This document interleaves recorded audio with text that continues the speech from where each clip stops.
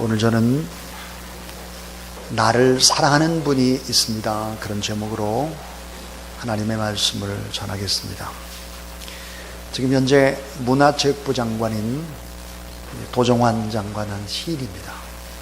이번에 책에 보면 다음과 같은 실화들이 나오고 있습니다. 일본 도쿄올림픽 때 스타디움 확장을 위해 지은 지 3년 된 집을 헐게 됩니다. 인부들이 지붕을 벗기는데 꼬리 쪽에 못이 박혀 벽에서 움직이지 못하는 도마뱀 한 마리가 살아서 몸부림을 치고 있는 것을 보게 됩니다. 3년 동안 못 박힌 제 벽에서 움직이지 못했는데도 도마뱀은 죽지 않고 살아 있었습니다. 참으로 신기한 일이었죠. 사람들은 그 원인을 찾기 위해서 철거공사를 잠시 중단을 하고 사흘 동안 도마뱀을 지켜보기 시작했습니다. 그랬더니 하루에도 몇 번씩 다른 도마뱀들이 와서 먹이를 물어다 주는 것이었습니다. 이 도마뱀은 어떤 사이였을까? 물론 우리는 알 수 없습니다. 부모와 새끼일 수도 있고 또 서로 사랑하는 사이일 수도 있고 그저 한 곳에 모여 살던 동료일 수도 있습니다. 먹이를 물어다 주는 도마뱀이. 이 도마뱀은 원래 꼬리가 잡히면 그 꼬리를 잘라버리고 도망치는 파충류인데 아마 꼬리를 잘라버릴 수 있는 상황도 못 되었던 것이 분명을 합니다. 죽으려 해도 죽을 수 없는 상황이었습니다. 그러나 참으로 훌륭한 것은 바로 곁에 있던 도마뱀입니다. 이 사랑하는 도마뱀이 받는 고통을 바라보면서 그 도마뱀이 살아버리고 몸부림치다 실망할 때 어딘가로 가서 먹이를 물어다 주기를 계속한 것입니다. 그리고 입으로 건네주면서 무슨 표정을 지었을까? 또 절망하지 말라고 살아야 한다고 말은 할 수 없었지만 아마 손짓 발짓은 했을 것입니다. 눈짓은 했을 것입니다. 못 박힌 도마뱀은 어쩌면 고통과 절망 속에 처음엔 먹을 것을 거부하고 팽개쳤을지도 모르겠습니다. 그러나 다시 또 어딘가에서 먹을 것을 구해다 입에 넣어주는 그 도마뱀을 보면서 자, 너를 버릴 수 없다는 그 표정, 너만 살기 위해 내 곁을 나는 떠날 수 없다. 내가 살았으면 좋겠다. 그 몸짓, 그걸 믿으면서 운명과 생의 욕구를 받아들였으니까 얼마나 가슴이 저릴까. 그렇게 하루에 몇 번씩 위험을 무릅쓰고 먹을 것을 구해다 주면서 함께 살아온 3년이라는 세월, 못 박혀 꼼짝 못하던 도마뱀은 자신을 못 박았던 사람들에 의해서 다시 자유의 몸이 될 수 있었습니다. 어두운 지붕 밑에서 두 도마뱀은 함께 사랑하고 함께 고통을 나누고 또 고통 속에 서로 안고 잠이 들곤 했을 것입니다. 3년이라는 시간이 얼마나 길었을까요? 사랑은 이렇게 도마뱀 사이에서만 있는 것이 아닙니다. 오늘 우리를 너무너무 사랑하는 분이 계십니다. 때로 내가 나를 믿지 못하고 내가 나를 미워하고 내가 나 때문에 실망하는데 나를 믿어주는 분, 나를 사랑하는 분이 계시다는 사실입니다. 오늘 설교의 제목이 나를 사랑하는 분이 있습니다. 주님의 사랑, 어떠한 사랑일까 하는 것입니다. 오늘 이 본문은 아가서입니다. 아가서는 노래 중에 노래다 그러죠. Song of Songs 그럽니다. 사랑 중에 사랑, 최고의 노래 아가서입니다. 이 아가서는 술람미 여인을 사랑하는 솔로몬의 이야기가 아니라 하나님께서 우리를 얼마나 사랑하나 하는 사랑의 이야기입니다. 자, 아가서 2장 5절의 말씀에 보면 너희는 건포도로 내 힘을 돕고 사과로 나를 시원하게 하라. 따라하세요. 내가 사랑함으로 병이 났음이니라. 아가서 5장 8절에도 또 이런 얘기를 하고 있습니다. 내 예루살렘 여자들아, 너희에게 내가 부탁한다. 너희가 나의 사랑하는 자를 만나거든 내가 사랑함으로 병이 났다고 하려무나 그랬습니다. 오늘 이 본문 속에서 우리를 사랑하시는 주님, 어떻게 우리를 사랑했나? 그 첫 번째 이야기는 우리를 짝사랑하시는 주님입니다. 짝사랑입니다. 아가서 2장 5절은 물론 신부의 노래입니다마는 성경 전체와 아가서 전체를 읽어보면 우리 주님이 얼마나 우리를 짝사랑하셔서 병을 얻으신 주님의 마음을 알 수 있습니다. 오늘 하나님 앞에 예배드리는 여러분, 짝사랑 해보셨습니까? 짝사랑. 고개를 숙이고 있는 분은 부끄러운가 보네요. 그러니까. 아마 짝사랑 다 했을 겁니다. 짝사랑. 순수한 사랑이죠. 계산하지 않는 사랑, 가슴이 터질 것 같은 사랑, 수줍음의 사랑이죠. 말 못하고 기다리는 사랑입니다. 때로는 애틋한 슬픈 사랑. 이 짝사랑은 깨끗하고 순전한 사랑입니다. 자, 누구누구가 좋다면 목숨까지 아끼지 않고 내가 드리고 싶은 사랑이죠. 좋은 것을 다 주고 싶은 사랑, 눈이 먼 사랑, 결점이 보이지 않는 모든 것이 다 좋은 사랑이 바로 짝사랑입니다. 주님은 우리를 짝사랑하시죠. 계산하지 않았습니다. 성경의 로마서 5장에 보니까 우리가 죄인임에도 불구하고 사랑하고, 우리가 연약함에도 불구하고 사랑하고, 하나님을 원수처럼 대하는 사람이지만 사랑하고, 내 힘과 내 노력으로 세상을 개척하려고 펄펄 뛰는 바보 같은 사람이었는데도 우리를 사랑하는 것입니다. 자, 우리 주님은 우리를 어떻게 볼까 하는 거예요. 본인이 십자가에 못 박혀 죽으시고, 하나님께서는 자기 아들을 십자가로 내어주고 우리 한 사람 한 사람을 하나님의 아들과 딸로 부르셨습니다. 고난의 대가를 지불하고 사랑했기 때문에 예뻐 보이고 잘나 보이는 것이죠. 우리 어머니들이 어떨까요? 어머니들이 아이를 임신하고 엄마와 함께 281일이라는 시간을 보냅니다. 아이가 뛰면 엄마의 배가 움직이기 시작을 하고, 그리고 죽을 힘을 다해서 아이를 낳습니다.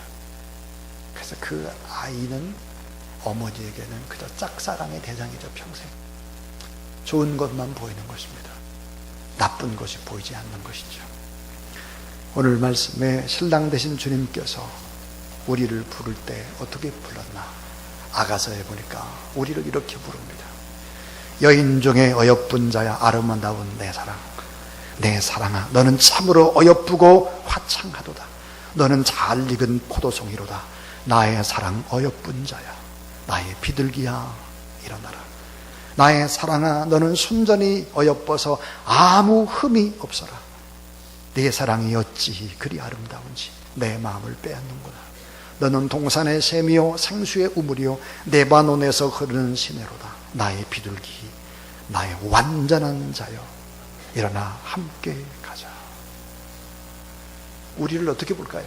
완전한 자로 본다는 거예요. 우리를 자기 아들까지 내어주시고 십자가 상에서 그 값으로 지불하고 우리를 아들과 딸로 부르셨기 때문에 우리가 흠이 있고 부족하고 연약하고 넘어지고 자빠지고 범죄하고 이렇게 할지라도 주님은 우리를 완전한 자로 본다는 거예요. 여러분 따라해 주세요. 나의 비둘기, 나의 완전한 자여, 일어나 함께 가자. 완전한 사랑, 완전한 모습으로 우리를 바라보시는 주님입니다. 결점을 보지를 않아요. 결점을 지적하지 않아요. 좋은 점을 보는 것입니다. 짝사랑하시면서 병이 든 주님. 두 번째 이야기는 멀고 험한 길을 직접 찾아오시는 주님입니다. 멀고 험한 길을 직접 찾아오시는 주입니다. 짝사랑만 할 수가 없어서 찾아온 것입니다. 아가서 2장 8절에 나의 사랑하는 자의 목소리로구나. 보라, 그가 산에서 달리고 작은 산을 빨리 넘어오는구나 그랬습니다. 자, 주석가인 매튜 헨리는 이렇게 본문을 해석했습니다. 예수님께서 육신을 입고 하늘보좌를 버리시면서까지 이 땅에 오심을 의미하며 죄인들을 찾아오시는 사랑의 주님, 그 모습을 의미한다고 해석했습니다. 우리를 너무너무 사랑해서 하늘의 보좌에 그냥 짝사랑만 하고 있을 수가 없었어요. 그래서 하늘 보좌를 버리시고 이 땅으로 내려오신 것입니다. 그리고 오늘 표현해 보니까, 자, 높은 산을 펄펄 날랐습니다. 빨리 오려고 들을 달려옵니다. 강을 건너고 사랑하는 사람 그 마음 때문에 작은 산들을 빨리 달려오시는 주님이십니다. 장애물을 다 뛰어넘습니다. 힘든 길을 찾아오셨습니다. 스스로 낮아져서 죄인처럼 십자가에 못 박혀 죽으시는 사람, 인간 구원을 위해서 사랑 때문에 죽음으로 다가온 주님의 사랑, 율법과 저주와 사망까지도 다 십자가에서 담당하시고 고난을 자처하셨던 사랑의 주님입니다. 그래서 사랑은 죽음을 초월하는 것입니다. 자, 정말 가장 위대한 힘이 있다면 그것은 바로 사랑이다 하는 것을 얘기합니다. 성지를 가보게 되면 예루살렘 그 옆에 이제 베들레헴이 있게 되는데, 이 베들레헴 그 주변이 보면 유다 광야입니다. 유다 광야는 보면 골짜기 산으로 되어 있습니다. 그 골짜기 산을 펄펄 달려오는 것입니다. 쏜살같이 빨리 넘어왔다 그럽니다. 이 사랑은 죽음도 초월하는 것이죠. 그게 주님의 사랑입니다. 로마서 8장 35절에 사도 바울은 주님의 사랑을 이렇게 얘기하죠. 누가 우리를 그리스도의 사랑에서 끊으리요? 환난이나 곤고나 핍박이나 기근이나 적신이나 위험이나 칼이랴. 끊을 수 없고 막을 수 없는 주님의 사랑, 이 불변의 사랑, 이 사랑 때문에 오늘 우리가 이 자리에 앉아 있습니다. 여러분, 주님의 이런 마음으로 여러분을 사랑하고 여러분 서로를 사랑하는 그런 여러분 될 수 있기를 주님의 이름으로 축원합니다. 자, 힘들고 어려운 길을 찾아오신 주님, 그 다음에 우리 주님의 모습은 어떨까요? 세 번째로 보면 참고 기다리시는 사랑의 주님입니다. 자, 생명을 걸고 막 산도 펄펄 넘고 강도 건너고 그 고난 속에 막 오셨는데 금방 신부가 있는 집으로 들어가지를 못하고 머뭇거리고 있습니다. 마음의 창문 앞에서 문 열기를 초조히 기다리시는 주님, 긴 고통의 마음으로 오래오래 돌아오기를 기다리고 안타까운 마음으로 바라보는 주님. 그래서 아가서 2장 9절은 이렇게 표현을 합니다. 나의 사랑하는 자는 노루와도 같고 어린 사슴과도 같아서 우리 벽 뒤에 서서 창으로 들여다보며 창살 틈으로 엿보는구나 그랬습니다. 너무너무 사랑하다가 병이 나고 뜨거운 사랑의 마음으로 힘든 길을 달려왔는데 신부가 있는 집에 다다랐습니다. 그리고는 창밖에 서성거리는 신랑입니다.